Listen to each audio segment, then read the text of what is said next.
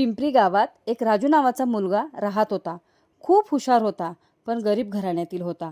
त्याचे वडील काही वर्षापूर्वीच गेले होते आणि त्याची आई शेतावर काम करून त्याचे शिक्षण पूर्ण करत होती आणि घर खर्चही भागवत होती. शाळेत राजू नेहमी पहिला यायचा, पण त्याचे कपडे नेहमी फाटकेच असायचे. शालेय फंक्शन मध्ये बाकी सर्व मुले नवीन कपडे घालून यायची आणि राजू मात्र जुन्या ठिगळ लावलेल्या शर्टात यायचा. एक दिवस शाळेमध्ये शिक्षक दिनानिमित्त स्पर्धा होती. राजू तयार होता, पण त्याच्याकडे घालायला नीट शर्ट नव्हता. त्याचे मन खट्टू झाले.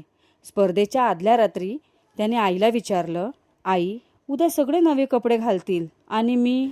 आई काहीच बोलली नाही, फक्त हसली आणि त्याला झोपायला पाठवलं. सकाळी उठल्यावर राजू चकित झाला. त्याच्या समोर एक झकास पांढऱ्या रंगाचा कुर्ता ठेवलेला होता. तो आश्चर्यचकित होऊन आईला विचारायला गेला, आई, हा कुठून आला? आई म्हणाली, तुझा फक्त विश्वास पाहिजे, कपड्यांची काय चिंता. राजू तो कुर्ता घालून स्पर्धेला गेला. त्याने सुंदर असे भाषण केले.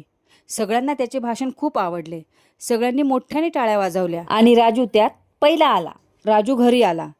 त्याने पाहिले, आईच्या कपाटात त्याच्या आईची साडी फाटलेली होती आणि त्याच्या आईच्या हाताला सुया धाग्यांचे ओरखडे पडलेले होते. त्याला समजले, तो कुर्ता नवीन नव्हता. त्याच्या आईने रात्रभर जागून स्वतःची साडी फाडून त्याच्यासाठी तो कुर्ता शिवलेला होता. यातून आपल्याला असेच समजते की आई आपल्या मुलांना कधीच परिस्थितीची जाणीव होऊ देत नाही आणि तिचं प्रेम मात्र आपल्याला नव्याने जागं करतं. आईच्या प्रेमावरची ही गोष्ट जर खास वाटली असेल तर नक्कीच शेअर करा आणि हो, लाईक आणि सबस्क्राईब पण करा बरं का.